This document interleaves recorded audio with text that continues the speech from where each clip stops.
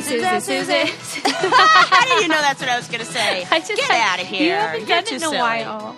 I know. That's why I thought I'd surprise you, but you were inside my brain. Episode 331. Oh my gosh, Sarah, how are you? I am doing super well. Are you? Yeah. Oh my God, new you. Yeah, same year. Yeah, same year, new me. Yeah. Well, I'm happy I'm getting for real you. excited about just like being back to doing house stuff and like... Yeah, being you a know, person. Being a person and everything that I've just kind of like ignored and let go for like a million years. Like little things. Like, I've needed new pillows on our bed. Oh my like God. to sleep on for so long. That's sad.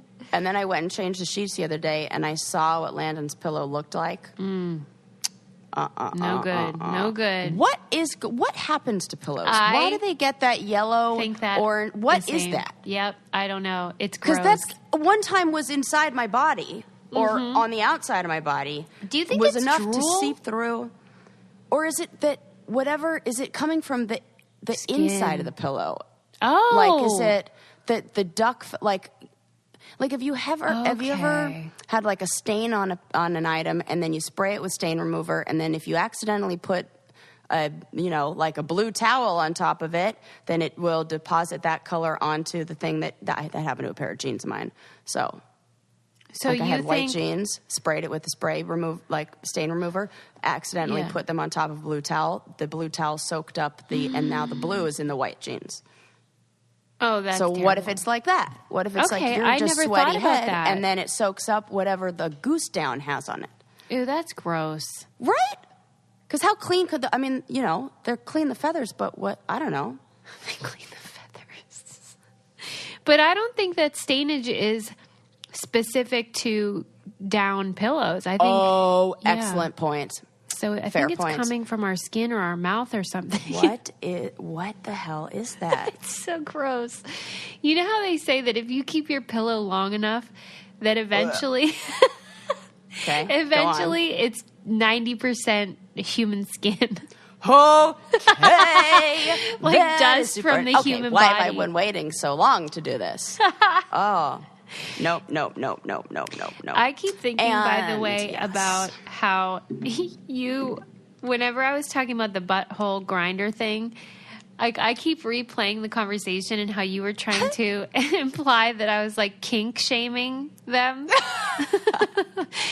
which I absolutely wasn't. And I was telling it to Adam and saying like, I just wanted to get to the point of like what makes for a great butthole and like, what is desirable and how do you take a picture of it? And so I was like, Sarah kept implying that I was kink shaming them. Like real investigative journalism there. And you were trying so hard in that last sentence to not say get to the bottom of it, weren't you? I know you were because I saw it go through your brain. That's so like, great. Sarah's taken the high road and won't have fun with me about buttholes anymore. I think the brain candy's going down the tube, so to speak. That's great. No, I just am the supporter of all buttholes in all shapes and sizes, as I know you are too. Yeah, but it I is am. weird. Let's be real. Yeah, like I felt like, if we can't laugh about this, then I think the whole premise of the podcast will end. If nothing's funny. Oh my God, don't worry. We still can. And the other, oh my God, it's now buried in all of my messages. But I got one of like my first inappropriate, like, oh my God, solicitation finally. kind of from a penis. Yeah. In your Insta DMs? Yeah, and I want to say it was like an ad for like a male escort or something. Oh, he Like, might have it been the seems same like- one that wrote to me. Was he the one that said he wanted to fuck my throat? Do you remember that? Nope. Didn't say that to And me. he said that he does like modeling and he'll come and do. It might have been the same guy. Oh my God, I'm going to have to go back and look. I can because find the I was like, screenshot. what is this? Wow. But it seemed also like I was tagged with a bunch, like it was. I'm not into This that. is the other thing. It was a group message. What the fuck? That is not okay. Like if you're going to send me Yeah. nudes, they better be just for me. Right. It's like one of those auto messages where it like just changes the first name to match yours. Oh my God. Just Yeah. like with dick pics. Do you like the dick at all or not really? Like the one that I saw or Yeah. just in general? No, that one you saw. No, I don't think I did. It's just, it was like, I don't want to, it just feels like too much. Like I can't just come out. I don't want just like, boom, there's a dick. No, I don't need to either. be like warmed up. I do appreciate that Instagram kind of blurs them. Blurs it, but then when I get a blurred picture, I'm terrified. I'm like, oh. It's like playing. It's like the Jack in the Box. It's like dun dun dun dun dun dun dun dun dun, and I'm like, oh, what's gonna pop up? And when it does, I'm like, ah, oh, it's a dick. It's a dick. Why do you think you don't get them more often? Do you think you send out the vibe that you are not okay with that? Yeah, my vibe just says respect me. I bet I deleted it. Mine does not. Then I don't know. No, if I don't know. I don't know what it is. do you get? Because I'm in the cute category. Oh, Nobody's stop. like she's hot. Oh, that's like, not I'm true. Like, she's cute. Well, you're huge in the lesbian community. Well, okay, yes. Do you that's get true. propositioned a I'll take lot by lesbians in DM? No, because they're like super respectful. Because women are the best. That's true. Yeah, right. They're more like, they say cute things like wifey material or like dream girl or like stuff that you'd love to hear. Oh my God. It's just the best. That is Shout out to all my ladies out there. Yeah. Keep them coming. Yeah, I see their comments and they're just they just are enamored more than drooling or kind of like sexual. Oh, yeah, and that's real nice. It's very nice. I like that. You're a lucky lady. But I'm like, hello, my tits are down here. I was just thinking about that. I am compiling our greatest moments, and I asked people on Facebook what their favorite moments were of the last 330 episodes, and that is one of my favorites. Is when I said that I should be a stripper because I'm good at making conversation. And I wrote down the other day because I was like, this is so funny. I was just like randomly putting on a shuffle of our show to like just have a laugh. And I had to like write down the Bollywood DVD at the sales at the gynecologist. Please, God, write that as that is my favorite thing you've ever said. Why does that make you laugh so much? I don't know. It's so funny to me. The way You can picture it. Yes, and that's the way you told that story has me dying. Also, multiple people confirmed that our stories from Brazil were in fact hilarious. Oh, good. Okay. And you didn't just have to be there. Because we were thinking we definitely went a little too insider on that one. No, they said it was so funny. My aunt said she was dying laughing. Oh my God, I'm so glad. That's great. Yeah. Another thing that's great is how Postmates will bring you whatever you want to your house any time of day or night, whether you want freaking sushi for breakfast or red wine for a midnight snack or whatever. I don't recommend sushi for breakfast, but if you want it, you could get it. They do that in Asia, and I'm like, why not? Oh, actually? Because like lox. You go get it. Yeah. Good point. Excellent point. Throw some cream. Make it a Philadelphia roll. Call it a day. Yeah. And if you want a coffee break at work, they'll bring you that. Whatever you need, Postmates will do it. Food delivery, grocery delivery, whatever you need. Download the app and get this deal. For a limited time, Postmates is giving our listeners $100 of free delivery credit for your first 7 days. To start your free deliveries, download the app and use Brain Candy. It's code Brain Candy for $100 of free delivery credit for your first 7 days when you download the Postmates app. Anything you need, anytime you need it, Postmate it. Download Postmates and save with code Brain Candy. I have been using this a ton, and it really is helpful if you think, oh, I need some ibuprofen, whatever, they'll bring it. Yeah. It's great. Okay, wait. What were we talking about just then? I don't know. I got real distracted thinking about food and Postmates. Okay, well, we'll move on then. Oh, we were talking about the greatest moments in Bollywood and then funny things that God. we have said and Yes. just how you're hilarious. Yes, I really am excited to do the clip show, which I wanted to do when we hit 300, but who cares? It doesn't matter. I I just think there've been so many funny moments, and not just funny, like special, meaningful. You know whatever. what I want to do now? I would like to do a slideshow at our Brain Candy meetup. Oh, that would be nice. That would be nice, wouldn't it? Mm-hmm. It's like we're getting married. Fan pics, like from people who are there with us that we've totally taken at all other meetups and other events. Mm-hmm. Okay, the wheels are turning. The wheels are turning. Yes, by the time this episode airs, we will have had our party, actually. And that is for our book club, which you will have missed the book club party, but you can join the book club if you want. And so that you come to the next party. Yeah, because I want to make it a regular thing. And we have such a great group of men and women who talk about books that we read together, but also just bond and talk about life. And it's really special. Yes. Okay. I love it. I read this article this morning when I was in bed about somebody who tried to go a week without using plastic. Oh, how'd that work? Well, just as well as you might suspect, because it's impossible, right? Yeah, it's like almost impossible to avoid it. And I think the article's important because you just don't think about it. Even the pen I'm using right now is made of plastic. Oh, gosh, right? Everything. Our clothes often have plastic in them. Our makeup has those micro beads in them. Anything with that sparkles probably has a little bit of plastic in there. Yeah, and I've been really trying to do better about waste, and it really opened my eyes about stuff I hadn't even thought about. Like she said, one of the most difficult things to find a alternative for was mascara, because the tube is always plastic. Oh. And the wand. Man, there's a lot of disposable stuff that we have to throw a lot away. Yeah, and you can't even clean it out and recycle it. It's just... No, you can't. It's just garbage. A lot of stuff you shouldn't clean out and recycle just for hygienic purposes, though. Oh, That's really? That's the difficult thing. You mean all the makeup stuff? Mm-hmm. Yeah. I mean, that's a big one, right? I know that they do have more things now that you could get in a tin and that are a little bit better, but most makeup products come in plastic. Yeah, I did just buy a powdered sunscreen, like tinted powder that's like a SPF 45 and mineral based.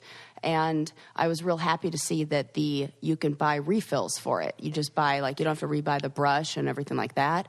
So I'm trying to do that more, but I could imagine every single thing is plastic. I'm looking around, and every single thing that I'm looking at I would not be able to use. It's funny that you brought up sunscreen, because in addition to mascara, that was the other thing that they couldn't really find a suitable alternative for was non-plastic sunscreen.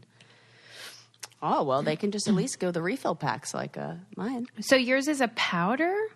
Yeah, it's like a powder, and it has a brush attached to it, and the powder kind of goes through the brush, and the brush disposes the powder on your face, Is it just for your face or also your body? Just for your face. Oh, okay. That's the problem. Yeah. Right. Uh-huh. Oh, I see. Yeah. But I think you can make your own, but who's got time for that? Well, I should hold you accountable on the air here, because the other day, Sarah missed carrying around a metal straw because she's so single-use plastics. I was preparing a doggy bag of banana bread for Sarah to take home with her. Uh-huh. And I was putting it in that reusable silicone plastic, or what do you call it? Reusable baggie. And you were like, don't you want to put it in one of those Ziplocs? Yeah, what? Was it just because I wasn't going to bring it back? You said, I will never remember to bring this back to you. Oh, that's it. That was for sure. 100% chance. I'm not remembering. This is I can't even remember to bring the stuff out of my own car. And I live with it. I mean, the car's right there. I was like, Sarah, I'm trying to save the earth here. And you were like, I know, but I'll never remember. I know. So, which is worse? The money you're going to have to eventually spend on buying a new one because I've lost it, or sending me home with a Ziploc baggie. I mean, for emergency purposes, this was an emergency. Yeah. Banana bread's always an emergency. Banana bread emergency. But it is so difficult, but since it's unavoidable that we're going to use plastic sometimes, just to be aware of it makes you think of alternatives when you can. So I think that's a start. And so. Awareness is the thing that's so important. Yeah. I just gave my brother a huge lecture. Oh, no. Because he came over and, they were like spending the night for like 4 days or so. And I went upstairs. I'm like, oh, you guys are all out of toilet paper. Why didn't you say something? And my brother's like, well, I've been using baby wipes. And I was like, have you been flushing those down the toilet? He's like, don't worry. I rip them up into fourths before I use them, and then it's not a problem. And I was like, can you just go on your phone and Google fatberg for me? Oh, no. And he Googled it, and he was like, oh my God. And being the, future mechanical engineer that he is, he's like, well, I have to invent something to break this up and to start like going through pipes and getting rid of this. I'm like, oh my God. This is why we need people like my brother in the world, because he looks at that and is like, well, I got to solve that. And I look at that and I'm like, funny. I got to throw up. I love how in your family, like, you tell them what for and then they just are fine with it. They're like, oh, you've really taught me something valuable. That would not happen in my family. What, they just dig their heels in and like fuck resist off. to change? Yeah. Oh my God. No, we're like all open to learning new information from each other and are like at any given moment like, yeah, tell me, I'm into it. Let me know. That's real nice. I was surprised that he didn't know about this stuff already since he's so like me into too. all They're that. they're usually really on top of that, your family. Yeah. I told Sarah that when I saw her brother Jordan at her graduation party, I developed a crush on her brother. Oh, he's so adorable, isn't he? I mean, he is so sweet. I know, he's the nicest. I want to set him up with somebody. I'm like waiting to find the perfect person. Yeah, I love him. He's so sincere and earnest. Yes, that is him. I just love people like that. I said to Adam, there was no bullshit. Like, you knew that what he was saying to you was just like him saying what he really feels. Which it's totally true. Sadly is kind of unusual. And he's so congruent. Like whatever he's feeling on the, he will just share. Like he did it. My aunt and I were talking about this too. Before he went in, he just said to her like, oh man, I get so nervous when I'm in public and like have to go to parties. Like I'm just so nervous right now. And he just says it. And she goes, oh, I get nervous too. And then he feels better. And then they have a moment and they share. And everybody said that about my brother. Like, oh, he just makes you feel so good. And yeah, there's no I told pretense. him, right. I told him that you had a big old crush on him, and he texted me back, and he said, yes, I still got it. Tell her the feeling is mutual. And he said, but then I make a really creepy face and do a strange laugh, so sorry. He didn't at all. I love him. Yeah, I'll tell him that you said he didn't at all. Oh, my God. He'll feel good to hear that. Like, you got it, dude. Another thing that'll make you feel good and is good for the planet is using a Quip electric toothbrush, because they only replace the head. So they'll send you a head every 3 months to replace. And so you're not getting a new toothbrush every 3 seconds that you then throw in the garbage. Right. And this is a great gift for a new grad or whatever, anybody in your life, because it's so cute and fun. But who's going to buy... people don't think, oh, I need a toothbrush today. So that's why you got to get it for them. Oh, that's so smart as the grad gift. I told my little brother who was looking for a gift for his friend who was graduating, what should I get him? I said, get him something fancy that he wouldn't normally get for himself, but looks really nice. And I know that they have that all black, like metal-y looking, like gunmetal one. Get that. Oh, my gosh. I think you can even get it with, can you get it with your initials on it or something? I feel like that was a thing. If not, we'll get a put label that in the maker. suggestion Slap that box. on. Yes. But like if That's someone's going off Suze. to Good college, idea. they could get this. It mounts to your mirror. It's super sleek. So you know how dorms have very little room. And this way, it doesn't take up room in your bathroom. Has a built-in 2-minute timer, pulses every 30 seconds to remind you to switch sides. They have them for kids as well. My kid has one. They're really great. And that's why we love Quip. And over 1 million happy, healthy mouths do too. Quip starts at just $25. And if you go to getquip.com/braincandy right now, you get your first refill pack for free. It's your first refill pack for free, getquip.com/braincandy. Buy one for yourself. You don't have to just do gifts. Buy one for yourself. Yeah, man, that metal one, oh, it looks so nice. Cute, right? They even have a couples set that they just came out with. Oh my God, I shouldn't be Googling this while I'm supposed to be working. Right, Sarah, focus. No. But a couples set? That is super cute. Black and rose gold. I'm into that. She's on it. Yup. Anywho. What else? Any hoodles. Yeah, what do you want to talk about? I have stuff. Oh, yeah, lay it on me. I read this article about people that clean the streets in the mornings, like before the commuters come into the city. They clean up all the needles and the poop. Oh, okay. That is not what I was expecting you to say. Poop I understand, and hopefully it's dog, not human. Oh, it's human.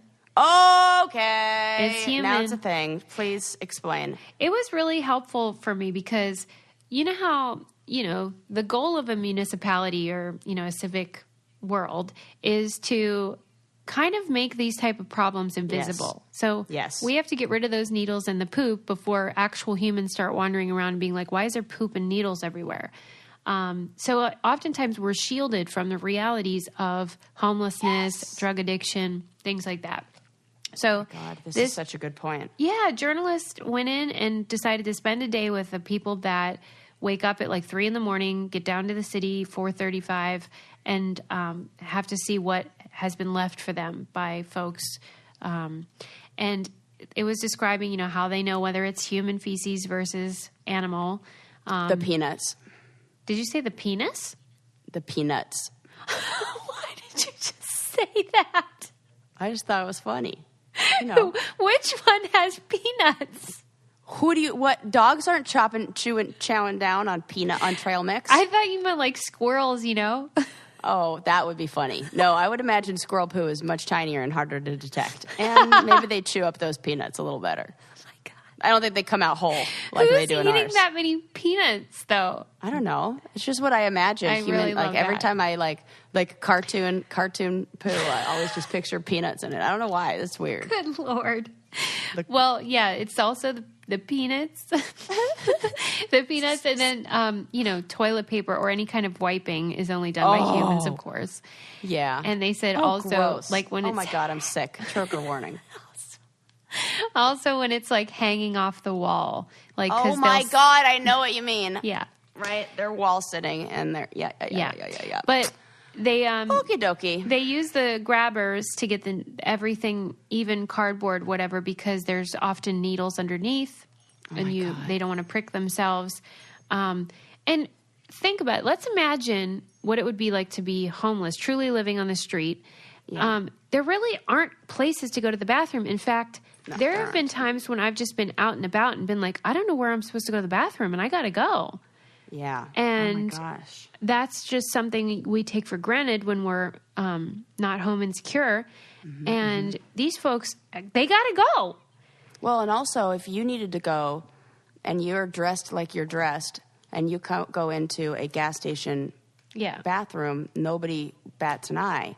But if you're somebody who is housing insecure and have been living on the streets for a while, they don't let you come in and do all that. Right. You're immediately asked to leave places. And that's the other part of this job that these people do is that they have to go around and wake up all the homeless people and tell them to move from basically outside of businesses because that's not legal. Yeah. Because the business owner has to do a business, but it's sort of like, where do they go? And that's why a different article that I read about how libraries have become the sort of de facto spot for folks that don't have homes or that maybe struggle with addiction, and how valuable libraries have become to not just people getting books, but people that have nothing in the world except that space.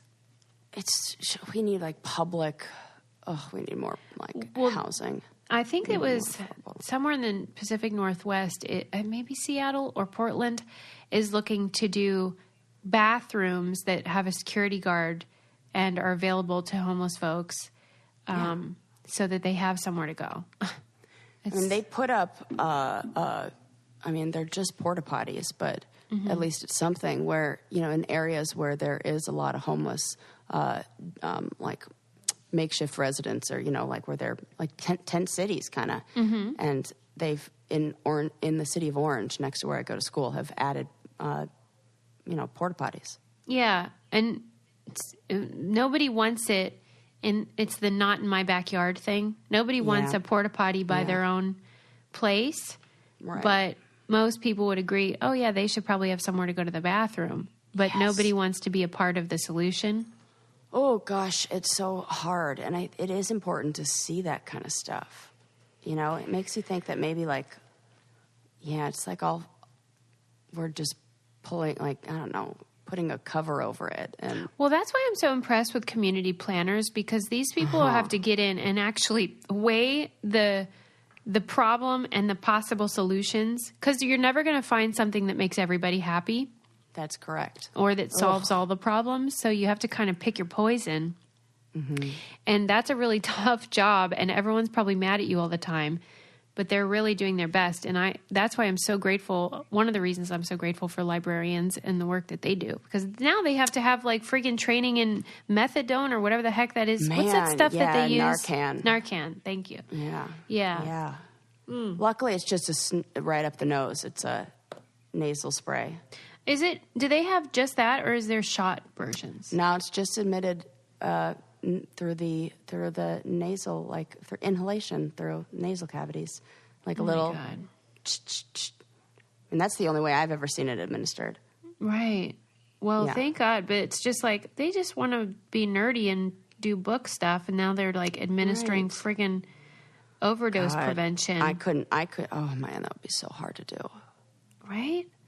God. But anyway, so that was interesting, and it's just something you don't usually think about. Right. So I love all hearing those jobs stories. That we need to. I always loved that show, Dirty Jobs with Mike Rowe. Oh my God! Did you ever see that? Oh, of course, yeah. That's a good one. It's so good. I feel like the same with our sanitation workers. They're doing the Lord's work out there, because I don't not want to do that. I feel like a lot of kinship towards people who get their hands dirty and do actual hard work, because the rest of us are like, I'm an influencer. I have a podcast. Right. It's like, oh, it's and I think there's nothing wrong with some, my mom worked as a maid, a housekeeper in hotels. How was that? She said she liked it because she liked cleaning. Oh, really? Yeah. Did she tell you any stories? I'm sure she did. I don't remember any. But there was weird stuff, I'm sure, but nothing I remember. Another thing that can help you see some weird stuff is if you get a Ring security system. Yeah. Oh my gosh. You could probably prevent somebody from going to the bathroom where they're not supposed to if you have one of these. Just find the culprit. All the random front yard poopers we've read about in the news. Ring's mission is to make neighborhoods safer. You might already know about their smart video doorbells and cameras that protect millions of people everywhere. It helps you stay connected to your home, though, from anywhere in the world, because you can connect with your phone. If you get a package delivery or a surprise visitor, you'll just get an alert and be able to see and hear and speak to them right from your phone. And then thanks to the HD video and two-way audio features on the Ring devices, you can communicate and say, oh, leave the package or whatever you need to tell them, or buzz off, get off my lawn. As a listener, you have a special offer on a Ring starter kit available right now with a video doorbell and motion-activated floodlight cam. The starter kit has everything you need to start building a ring of security around your home. Just go to ring.com/braincandy. That's ring.com/braincandy. Yeah, do it. Yes. I just read a crazy article a little bit ago on, I think it was on that ifuckinglovescience.com, that great website, that was talking about how researchers have discovered what they call the Achilles heel of cancer in broccoli. It says broccoli isn't just good for you. It also holds a molecule that could be the Achilles heel of cancer. This is ringing a bell. Yeah, so there's a tiny molecule in broccoli that deactivates the gene that's responsible for cancerous tumor growths. Yeah. And the gene is called WWP1. And this is cancer across the board, not a certain kind. Oh, good question. Yeah, I think it's cancer across the board because it has to do with the way that the tumor grows. And so they're saying you should just eat a bunch or what?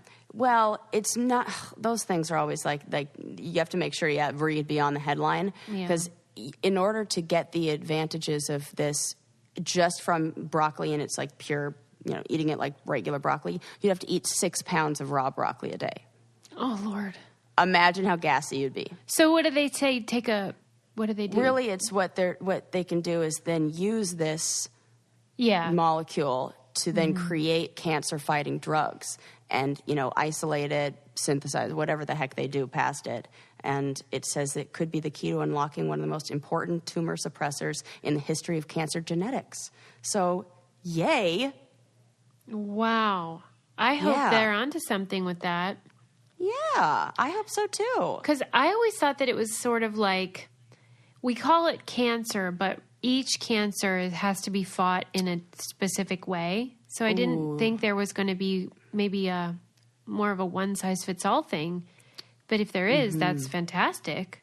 Yeah, nowhere in the article did it mention any specific kind or what they were using it on. They just said that it showed to stop cancer growth in mice and in human studies, which is really promising, right? I love broccoli. I don't know what the big thing is when people I say do it's too. gross. I like it too. It's yummy, and it's a great Do you like vehicle other- for cheese and butter Yes. and salt. What do they call it? Cruciferous vegetables, I think is how you say it. What's that? Like, do you like other ones like that? It's like cabbage, kale, Brussels sprouts. Yeah. Okay, there you go. You just like those ones. Are My they like husband the- can cook the best Brussels sprouts ever. He cooks them What's with the fish secret? sauce. They're like Thai Brussels sprouts. Oh my God, Suze, you would love these. I could go because for I know how some. you love fish sauce. I do. I do love fish sauce.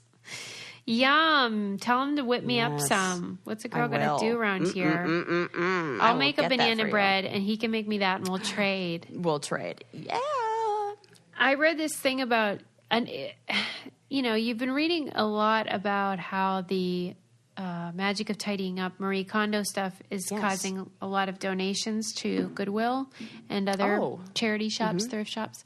And it was in Slate, this article, and it was saying the same thing, that, of course, the show inspired a lot of people to purge a lot of their possessions, and that the donation centers throw most of it away, that it's truly garbage.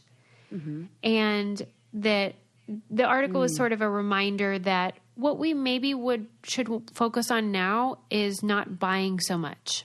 Yep. Absolutely. I think that's it. Oh, God. We just really to be do a need little more careful about maybe looking for a used item or that kind of thing. Yeah. I mean, in so many different classes, I remember hearing, what they would always ask us, what is the most environmentally conscious car to buy? Okay. And the answer, what do you think it is? Am I supposed to pick a car? Yeah. What do you think is the car that's the best for the environment? I don't know. A used one. Oh, okay. Yeah. That's it, is that we're all just buying these new things, and it's really, not good. Yeah. And Yeah. okay, great. You can purge your house, get decluttered and organized, but then maybe try to be a little more discerning about what to bring in moving forward. Yes. I'm trying to do that. Even just as simple as when I go to a kid's party, we don't need all those goodie bags and stuff. Totally don't need stuff. Because it all Right. ends up in the garbage. That's why I really loved your idea on that I guess you shared it. It was one of the women who was on the Real World or Road Rules a long time ago, but of making the Lego Easter eggs of repurposing your own Legos. Yeah. There's so much stuff that you can repurpose and all those we need to do all little that. dollar store trinkets. I get it. Kids like getting crap, but it really is just too much. And it really does all end up in the landfill. So How do we I don't even think kids care if they get a freaking goodie bag. If you hand it to them, Sure, that's nice. But Right. they're not waiting for it. No, that's for sure. And just get them candy, for goodness sake. I swear it's for the parents. It totally is. And it's, yeah, but I do have, like, I'm like this, and so is my little sister-in-law, Olivia, where we both like the hunt for stuff. Like, you give us $5 and a trip to the dollar store, and we're like, in heaven. Yeah. And, like, I want to be able to, find, I don't know. It's like a treasure hunt. Yeah. Yeah, So I get do it. like that stuff, and I like stuff, but I'm trying to be more minimal in Well, one thing what I I buy. started doing recently was when we got our cat, and I was thinking about how back when I had cats before, it was when we had so many plastic bags. And so when you'd clean out the litter pan, you'd just use an old plastic bag, and it was like, okay, good. But now I just don't have plastic bags around. So I was like, I don't want to buy them. And Right. so I realized that what I have too many of are used envelopes that books come in and things from Amazon. Oh, yeah. And they are perfect for putting the litter in and then Great. tossing. And so I am able to use something I have way too many of and not buy new plastic bags just for poop and pee. Yeah, that's a really smart idea. And I like that one. Even if you were taking your dog out, if you have one of those soft mailers, you can throw it in there. Oh, yeah. I'm always like anything that I can reuse. Anything. Yeah, even like old Ziploc baggies that, like, maybe your banana bread, I feel like, why not Okay. save some of those? And it's perfect for that. Well, and like you just got to get creative. And the bag that your bread comes in, throw it in there. Yep. I'm Totally. telling you. We just don't think of it because we're not in the habit. Right. Yeah. Another habit you need to get into is playing with your freaking kids because, let's face it, school's out, summer's here, and your kids are probably already saying they're bored. And we have a solution, which is KiwiCo subscription boxes, which are freaking adorable. They have boxes for every age of child, including, the grown-up kids that like to play too. And they send you a box with a project in it so you can play with your kid and they're learning at the same time, and it's super fun. So Lincoln got a box recently, and in it was a kit to make a mechanical sweeper, which is so adorable. And it's using the same technology that was used in this little thing I got for Sarah one time, where when she erases after she draws, like I got her this mechanical eraser that picks up all the crap that your eraser leaves behind. Anyway, Lincoln got like a big version of that we are going to get to put together, and he's going to love it. And then you can paint it, and it's really cute. They have like I said, a box for each age group. You get a new box for each month to do with your kids. And it's fun and engaging and something different instead of staring at a screen, which is always nice. And you guys are going to love it, and it's super affordable. KiwiCo is a convenient, affordable way to encourage your children to be anything they want to be. For our listeners, just go to kiwico.com/braincandy to get your first month for free. Every day counts when it comes to making a difference, so don't miss out on this amazing opportunity. Again, go to kiwico.com/braincandy and get your first month free. That's kiwico.com/braincandy, KIWICO.com/braincandy. You're going to love it. It's super cute. What more do you want? Hello? Right? Jesus. Hello? I'm just trying to help you guys out. Yeah. Anyway, don't buy too much stuff. That's what I'm taking away from that. Definitely not. Yeah. You just get in the habit of like, I'll just go buy that. I'm trying to think. Oh, my gosh. And Landon is... I'm going to just go ahead and throw him under the bus here. He's the worst because he doesn't check what we already have. Yeah. And in fairness, in his defense, we did get into this the other day. I'm a reorganizer, so sometimes he doesn't know where I put the new backstock of all the, whatever. So I have to be better at filling him in on where things go and like doing a check. And, maybe even like those apps where you can share lists. And so we like, if he puts something on for the grocery store and maybe like I'm at home, I can just uncheck it. Yeah. Like, oh no, we've got this. Like, we got to get better at stuff like that. Because what do you end up with like too much of? Oh my God. I have 4 boxes of kosher salt and not the little ones. I don't have enough closet space for that many boxes of kosher Bring salt. one over. I need some salt. Oh, okay. I got you. I have a whole box so of funny. kosher salt. So it's like weird random things, or like couscous. I have 4 boxes of couscous, which is like great, but we don't eat couscous that much. Right. That's funny. Of all things. So it's like stuff like that. It's like really, really super random stuff that you're like, right.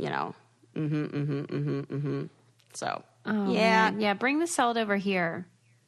Yeah. Oh, don't worry. I will. Yeah, it's smart. I saw use it. This picture the other day on Twitter, changing the subject. This woman went to a city council meeting, and she decided she knits while she's at the meetings just to keep busy. And she decided when the men spoke, she was going to knit in green. And when the women spoke, she was going to knit in red. Oh, my God. I love this. Right?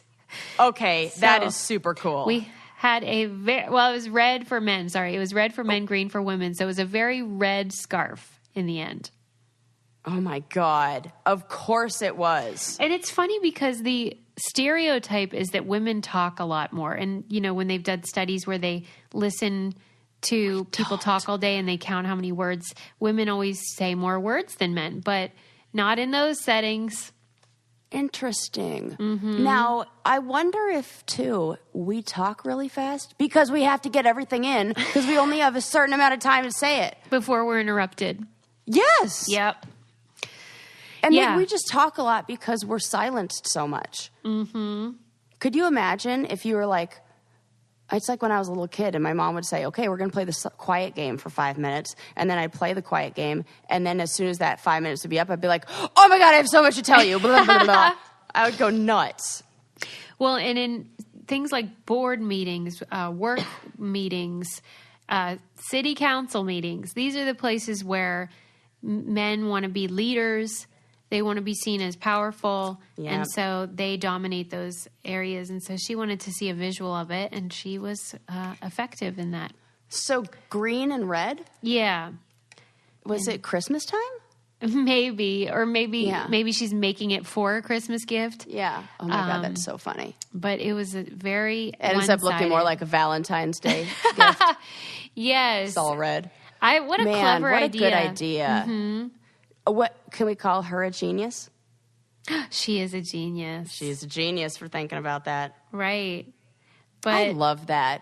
And then taking this very like stereotypical feminine activity. Yeah, right. And using it to highlight the ways that we're, there's gender inequality. Oh, cool. I haven't read the article yet, but I saw a headline about how scholars have begun studying stereotypical feminine things such as knitting that had been previously ignored because they're women's activities. And the importance of certain things that have been largely ignored by scholarship because we tend to focus on the things that men prefer, like sports. Yes. So I will... More likely to have the history of basketball than the history of knitting. Yeah, and so I look forward to reading the article because just from reading the headline, this is up my alley. I want to hear more about the implications of things that are understudied and how they impact our lives and whatever. And like what could... There was this adorable little kid who is like calls himself like the world's fastest knitter or something like that. Really? He's like 10 years old and it's so cute. And he is this crazy good knitter. And he talks about how it's like, who cares if people say it's a girl thing? Like, I don't care. I'm like it's doing something I love and I'm really good and I'm learning all this great stuff. And he just had some really cute... I think I sent this to you, too. Really? It was so long ago. Oh, my gosh. But it was like one of those like little inspirational like Instagram videos or something. And just the things he was saying about how it didn't matter what other people thought. If it brings you joy, you should do it. And he gets better and better at it every day. So why would you want to stop doing something like this? And I'm like, we should all be more like this kid. And talks about how, And he said what he wants to be when he grows up is a surgeon, and how this is the cool. best thing to keep his hands really strong and to be a really good surgeon when he's grown up. Cool. So cute. I wonder who taught him. I think his grandma. That's awesome. Yeah. He's so cute. I love stuff like that. I know. The most precious. I'm going to have to find that video and put it on my Instagram again. Did you see that guy who had, it was probably in Florida. I don't know why. I think it is, but they always come. Right. Yep. Sorry, Florida. And he had a sticker on the back of his truck that just said, "I eat ass." Oh my God. I have seen these. You have? Yes. What? I have seen this sticker in real life. What is the point of putting it on your car? I don't know. It's weird. Was it a truck? Yeah, I believe so. And he got pulled Probably. over, and the policeman tried to give him a ticket, for profane language on his car and stuff. But then he sued and fought it, and what they found in his favor, he believed that it was protected under the First Amendment and that he should be able to have free speech and say that he likes to eat ass. Okay. I mean, I understand that it is his First Amendment right. But I'm trying to think if you walked around with a T-shirt that said I eat ass, nobody would, you'd get some looks, but you probably wouldn't get a ticket. Yeah, maybe though. I don't know. What if it said the What F are the word? rules Maybe. about that? And where do we draw the line? Because I have a shirt that says I can't believe I still have to protest this shit. And so my shirt has profanity on it, but it's in a different context. Right, so, right. Even though I agree with his right to eat whatever body part of the woman as long as it's consensual. Or man. Or man. Oh, good point. He could totally, maybe he's the one who's really interested in those clean buttholes. And he's like, I said I eat ass. I would really like to make sure that the dining table is cleaned off. So maybe it's the same guy. Yeah. Right. So that's okay. Yeah. And I don't I'm know. just happy for him that he's found his passion. Because think about that's- how much you'd really like eating ass to make it a sticker and put it on your car. Yep. Or is he just one of those kind of people who's looking to just stir the pot and be Or toss the salad, as it were. Oh my God, stop. Right? Oh my God, that's great. Yeah, there you go. I think that I can kind of picture who this is and he listens to hardcore music. Yeah. Not like there's anything wrong with that, but he definitely does. And he's just like the anarchist who's just looking to push the envelope. Yes. Well, I see whether that. you eat ass or whatever you do eat, you probably aren't getting all the vitamins you need. There's definitely not enough vitamins in ass. And poor Ritual, they're going to be like, Susie. Yeah, this is not what we had in mind. Ritual vitamins are awesome. Sarah and I were saying how this is the longest we've been able to continuously take vitamins because usually I do it because I believe I should, but I hate them so much that I quit. Yep. But these taste like mint and they don't make me sick. I can eat them or take them on empty stomach if I want. And I am all for that. So if you're not getting the vitamin D3 or the omega-3 or whatever else that are the gaps in your diet, Ritual will help you with this daily vitamin. Vegan-friendly, sugar-free, non-GMO, all that good stuff. And it's a subscription, so it comes right to your door as soon as you need more. There they are. Better health doesn't happen overnight, and right now Ritual is offering our listeners 10% off during the first 3 months. Fill in the gaps in your diet with Essential for Women, a small step that supports a healthy foundation for your body. Visit ritual.com/braincandy to start your ritual today. That's 10% off during the first 3 months at ritual.com/braincandy. Sarah, we have a guest. Oh, yay, I love a guest. This is super fun. Her name is Tembi Locke, and she wrote a book called From Scratch. It's her memoir, and it also happens to be Reese Witherspoon's book club pick for May. Well, if Reese loved it, I'm in. Right, and I'm so happy for her because I believe this is the first book she's written. She's an actress. She was in Dumb and Dumber 2, lots of TV shows.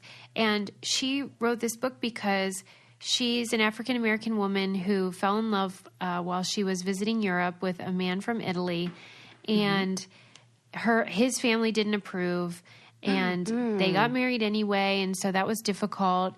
And then he unfortunately got sick and passed away. Oh. And so this is a love letter in a way, and to honor his memory. And it's just about love and when you're a caregiver for someone who's sick, and then dealing with grief. And then he happened to be a chef. And so a lot of it is about the healing power of food and the ways that, food, family, and friendships can sustain us as humans. And it's a beautiful book. I really recommend it. And she's a really fun, lovely person. And she was super fun to interview. And so we're happy to have her on the show. So I hope you guys all check out her book, From Scratch. And please welcome to the show, Tembi Locke. Welcome to Brain Candy Podcast. Congratulations on your amazing book. Oh, my gosh. Thank you so much. Thank you for inviting me. I'm happy to be here. How the heck are you feeling about everyone reading your life story, man? Okay, loaded question. A loaded question. I have all the feelings imaginable, which is what have I set into motion to, oh my gosh, my kids, friends, parents, to, I mean, it's everything. My dad.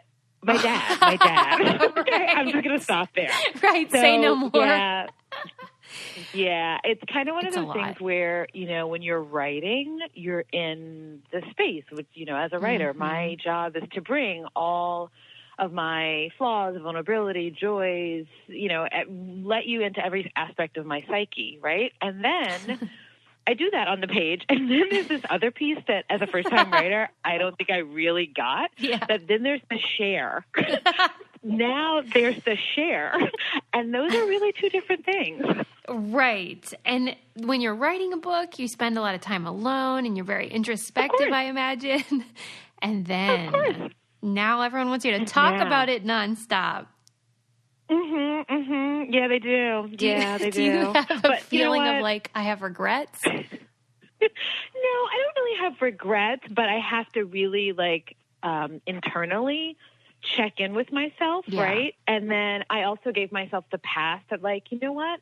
I kind of said everything I wanted to say in the book, and if there's a question I don't want to answer, I kind of don't have to. Yeah. Do you know how fun is that? I invited you into this. Yeah. I don't mean you, Susie, but I mean whomever. And so I kind of have given the part that I want to give, and now it's the extra.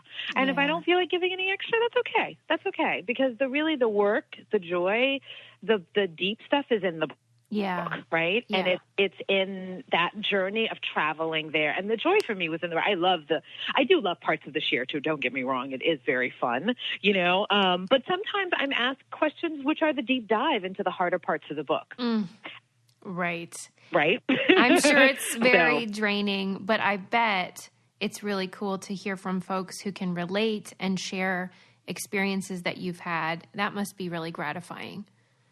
Oh my gosh, Susie, you have no idea. It has lifted me. That part has so yes, to your point of writing alone, sort of a solo, isolated experience. And now this piece, when I get on social media or the emails or the comments, which I haven't been reading them all by choice, but some things have come through and I've been oh my gosh, I got this, sort of Twitter exchange with a woman whose dad was from Cyprus, another island in the Mediterranean, mother, African-American. She spent every summer as a child on Cyprus with her grandparents. Oh, wow. And she shared with me how her grandparents, never really accepted her mom. Now, when I sat to write my story, could I have ever imagined a world in which someone was going to be sharing? And she said, I want to give my mom your book for Mother's Day. Because she could see her mom's journey in a different way. And she was also connecting to, it was just, so yes, the shares, the way in which aspects of my story are intersecting with other people's lived experiences, and to the degree that they want to share that with me, or the degree to which we all can see how we're really not alone in any of this. Yes. Like, there's no single experience that I have in that book that a million other people haven't had to a degree. Do you know what I mean? Yes. It's the fact that we all are walking these complex paths each day, and we're navigating so much. And yet often we feel very alone. And I know grief makes us feel alone. So I definitely felt alone. And caregiving. I was a caregiver. That is a very, motherhood can even feel isolating. Right? Oh my God. Especially new motherhood. Forget it. Oh, please. Please. Whenever you set out to write this book, was it an act of courage, or was it for you like, yeah, this is just me being me and no big whoop? Oh, honey. I had to put on my courage underpants every day. Like, if I could have worn underoos each day to write this book, no.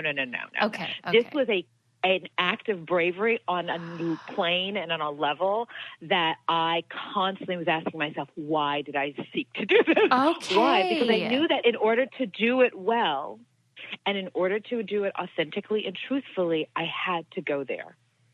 And to go there means to be brave in every sense, in the sense of being brave in terms of sharing the vulnerability. Like, I'm a first-time writer. Like, is this all going to, technically come together? Can I actually carry a narrative from page 1 to page 297, right? Yeah, but how are you so good at it? I don't get it.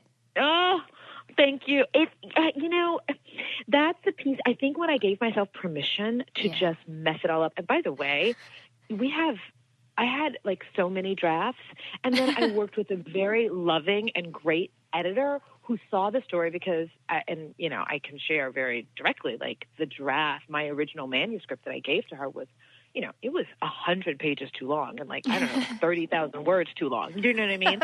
So it was, it was kind of all there, but it was a mess. I mean, not a total mess, but but it was authentic and it was real and it had everything it needed to have. And so that was, just getting to that point was huge. And of course, then I had to sort of redo it all. Oh my God, right. Which was another act of bravery, which was another. So yeah, I mean, I think writing is an act of bravery. I mean, I think showing up in life is an act of bravery. And then showing up on the page is another act of bravery. Well, especially when you're telling your own story. When you're telling your own story and, choosing to be brave about the places where things weren't so nice or easy, or brave about the deep emotional stuff or the shadow feelings, right? Or the ways in which I wish I'd done something differently. Yeah. I always talk about that, how regret to me is the scariest and worst feeling. And if you have to walk through it, you're writing through and working through all this stuff and you have to just go for it. That's scary, man. Yeah, but you know what you just said, which really resonates with me, is this idea of regret. So I did reach a point, and I think this is actually, I'm so glad you said that because it's one of the driving sort of energetic forces for me, is I reached a point about 5 years after Sato passed where I was approaching that 5th anniversary, and for people who walk the path of losing someone deeply close to them, the 5 years is sort of a marker, right, out there in loss. And there was something about that anniversary approaching, and I knew that if I didn't write this story, if I didn't attempt to commit it to page, if I didn't attempt to express it, I would feel a deeper grief, and I would regret it. I would regret having not tried. I had to just sort of let me just go for it. Yes. And so I didn't want to live with that regret, and I didn't want to live with additional grief. And I also, of course, wanted to create a kind of I was deeply, at that point, I felt really strongly that I wanted my daughter to have some kind of a love letter or like a legacy, an homage to her dad and to this very specific time in our lives. What does she think of the book? Oh, gosh. She's 14. Yes. She's 14 now, so I will not speak for her. But I will say that I think she did say, she's told me she's proud of me, which, man. Come on. Right? Doesn't get better than that. It doesn't. She has also kind of rolled her eyes a couple times, like, are we still talking about the book? Right. Are we still talking? Like, it's only been out, like, not even a month. Right, we get like, it. Okay. And it was funny because I recorded the audiobook for the book, Oh, you know, right. and so she came into the studio one day and she heard a part of the recording, and one of the things she said to me was, she was like, so wait a minute. You mean people are going to listen to you talk for like 9 even to 10 hours?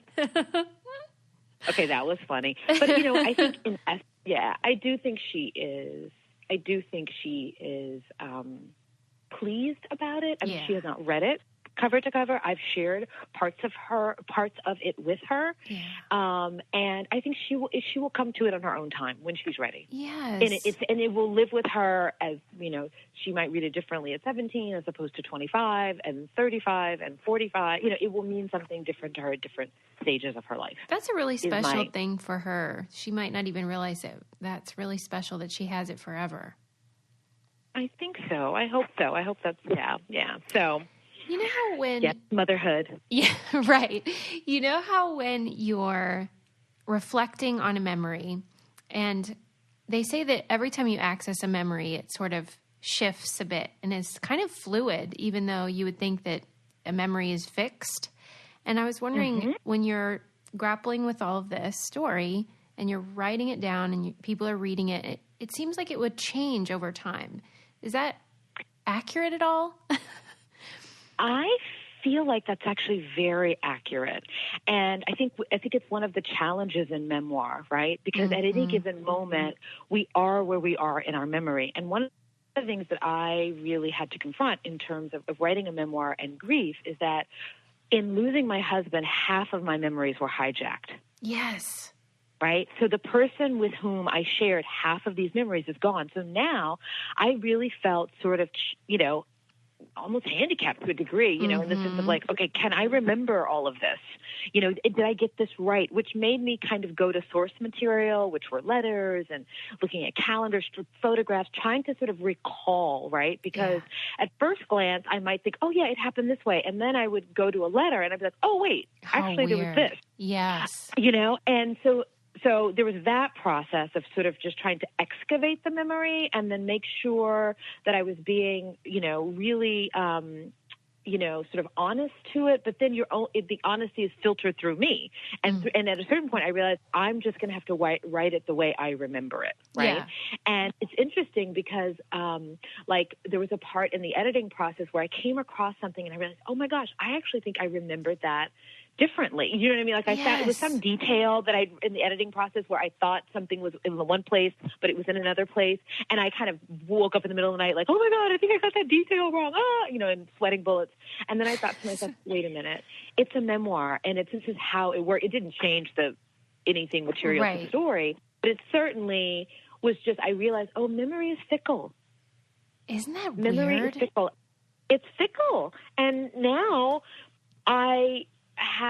will have the memory of the writing of the memory. Yes.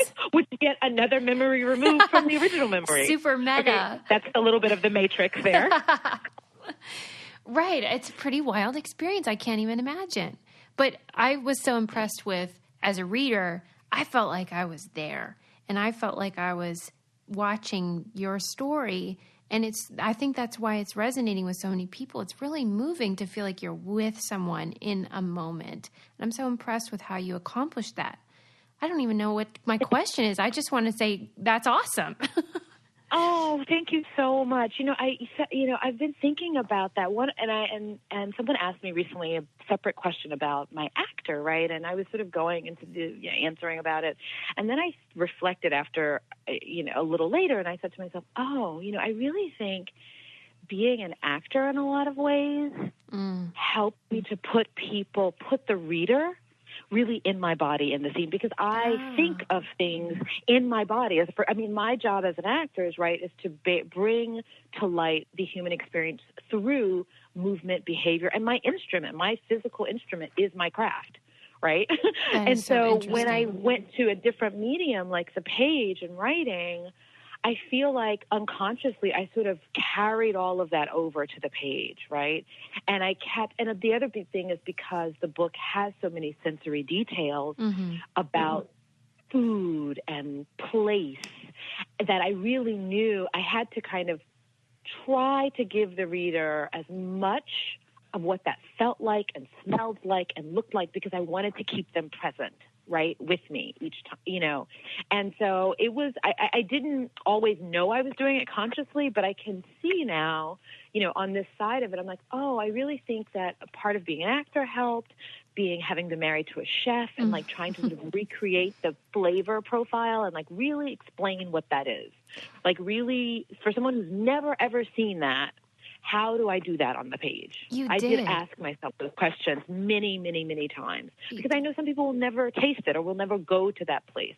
And yet I do know that it's our job as writers is to transport the reader there. Or that's what I was hoping to do. You did. So I appreciate that you say that. Yeah, you accomplished it, and it was a sensory experience for the reader, and I'm so impressed with that. And obviously, as you said, food is basically a character in the book. And from the beginning to end, because your husband was a chef, he kind of wooed you using his talents. Yes, he did. And then after he passed, food then awakened you again. I'm wondering, how do you explain that? What the heck is it about food that does that to us?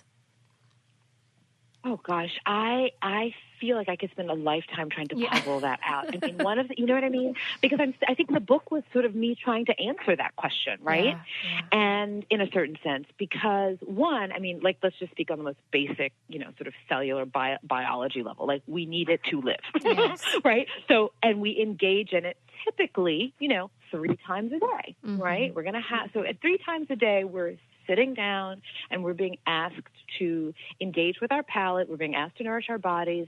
And then, having been married to a chef, what got layered into my life and my understanding of my experience with food is that I'm also in communion with like the planet and nature and food and where this comes from and the season, right?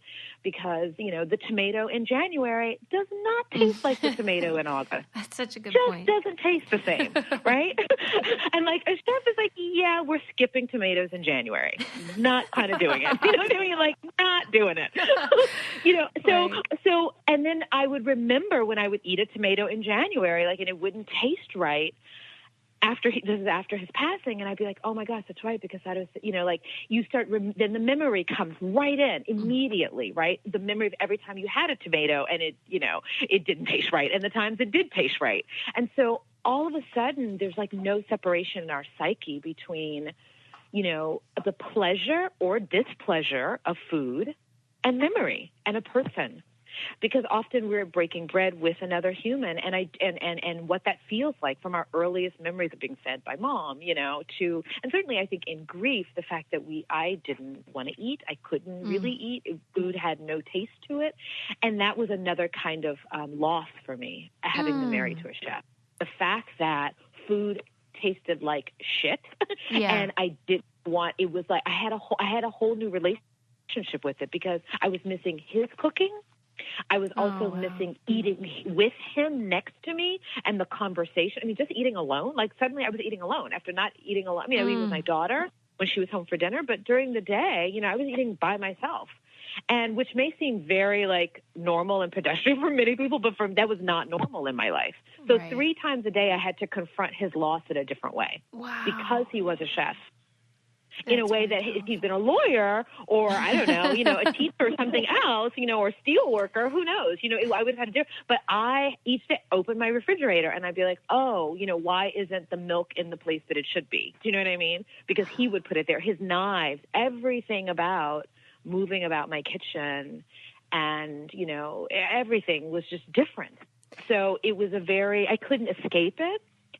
And I had to escort my way back. And that's part of why I found myself in Sicily, was that way of trying to escort my way back to those to healing and food and flavor at its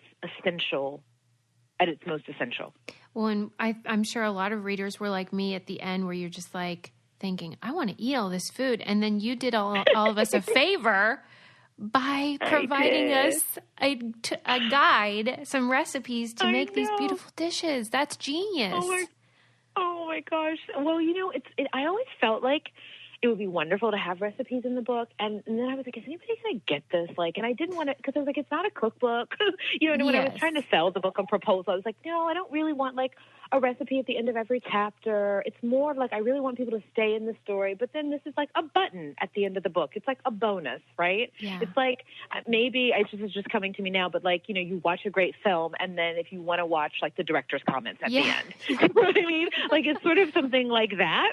You know, I wanted Sado's way. I wanted his food to be very present as well. And my mother-in-law, so I felt like I just didn't know how to execute it. And then I was like, fine, I'm just going to put them at the back of the book. And and I was always really influenced early by a book like Water for Chocolate, which also is like family narrative with food. Of course, theirs is done in the narrative is like every month and there's, so it's, 12 and 12 recipes, but this was different. So I like it. And I like the fact that readers are telling me now, I made this for my kid and we had it this Sunday. It was delicious. Oh my gosh, it's the best. Or I tried this and it's great and we're having a party. And I mean, come on. Like Sado's with everybody in their kitchens all around America right now. I mean, that's pretty darn cool. It's cool. Well, I've never been in the position where I had to be a caregiver. I have a son, but I've never had anybody who was sick in that way. And I was wondering, for you personally, as you're caring for someone for a decade, obviously it changes you cellularly. Were you aware of changes in you, or does that happen after where you reflect on it? Yeah, I was aware that things were changing, in me, because certainly, and sometimes I couldn't tease out what was just like, because it was over 10 years, what was driven by caregiving, what was driven by the fact that I was also moving into a different decade of my life, right? I was 31 when he was diagnosed. So who I was at 31 is going to be different than who I was at 41, even if there had been no caregiving, right? And I also became a mother in the midst of all of that. So motherhood changed me.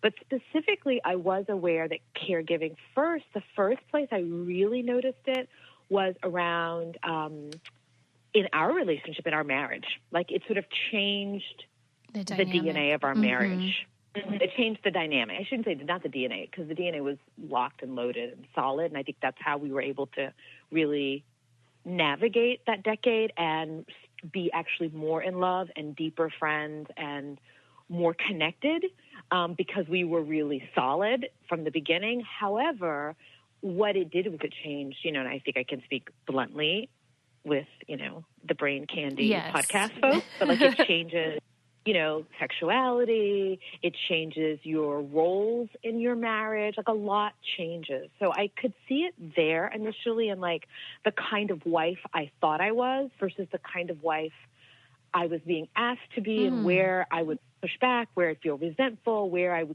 was more willing. Like I had to clock for myself, who was I? Yes. Because life was asking something incredibly great of me, incredibly expansive of me. And sometimes I was, I did want to do it. Sometimes I didn't. And I wasn't sure who that made me, Yeah. And then like on a physical level, I was also tired a lot. Yeah. So I felt like my body was changing. Sometimes I just felt like really worn down.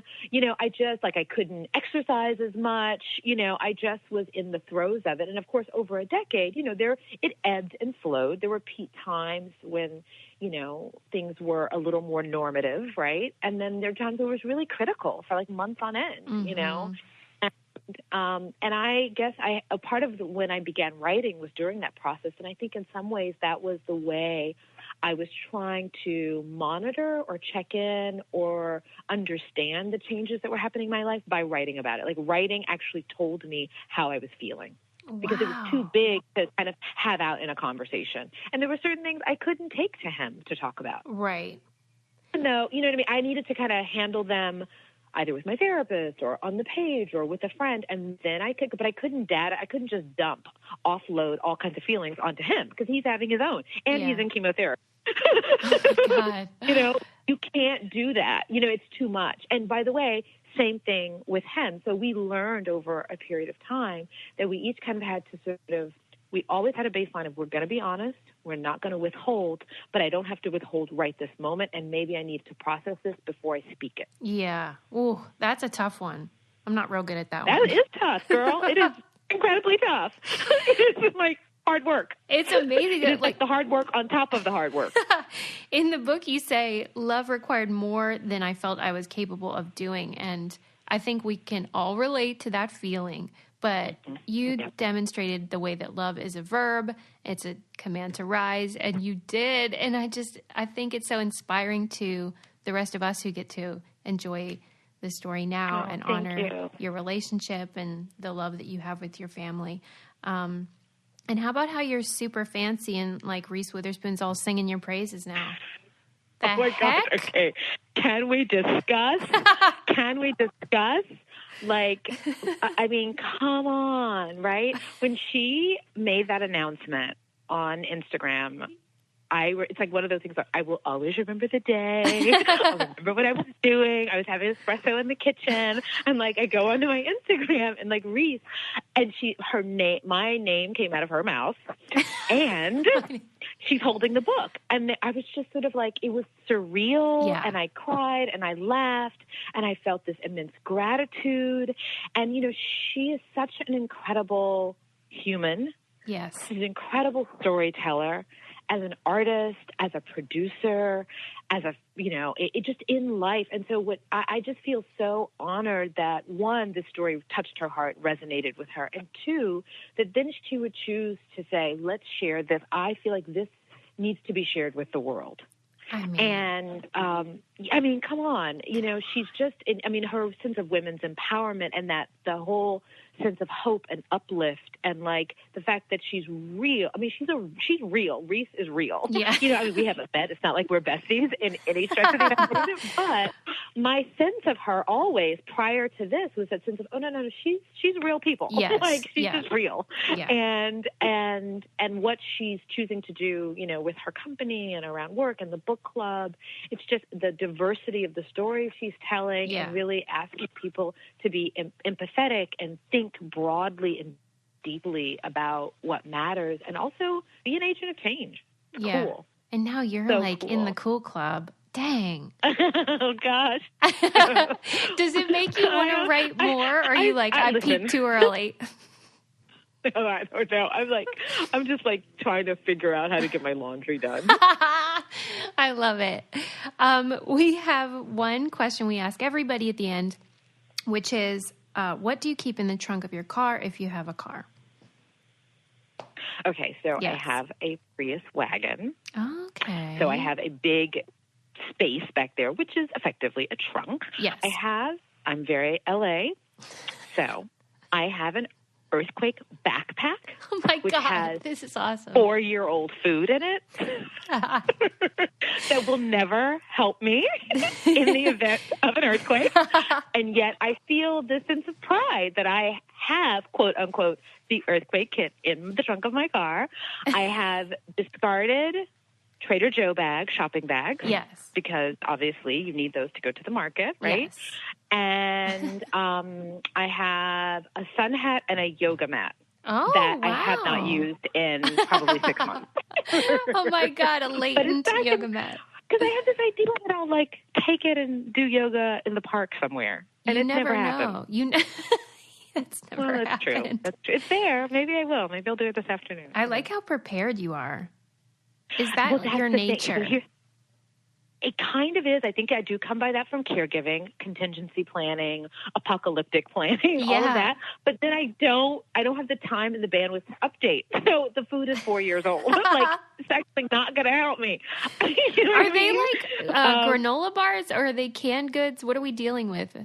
No, I had like granola bar. I think there's some, my daughter camps a lot with her school. So there's like some freeze-dried food that actually might work. Yeah. There's water. I mean, it's not a lot. And they always say, which I think is very funny, the experts on earthquake kits in LA say, have an extra pair of shoes because if you're across town, right, and you have to like get to the other side, and if you're in heels because you were just at a meeting, you're not going to be able to walk across town in heels, and you're going to need another pair of shoes. So I have old sneakers that look so beat up and sad.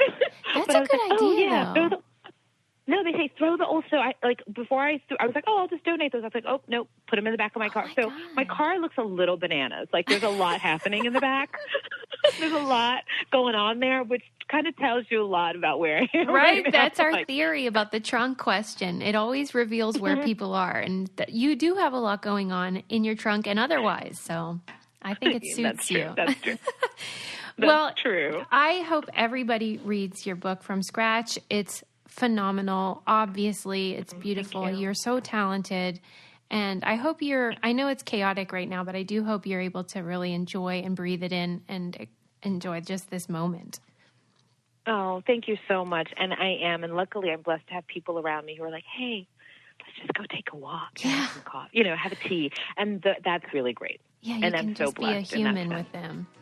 Yeah. Yay. So it's Well, fantastic. Thank you so much. You guys are the best, and I feel so happy that we got to chat today. Me too. Thank you so much, and keep up the good work.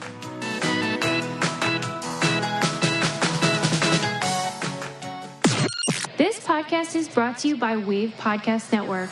Check out all of our shows, including the Brain Candy Podcast, I Don't Get It, Coffee Convos, and Let's Talk About It.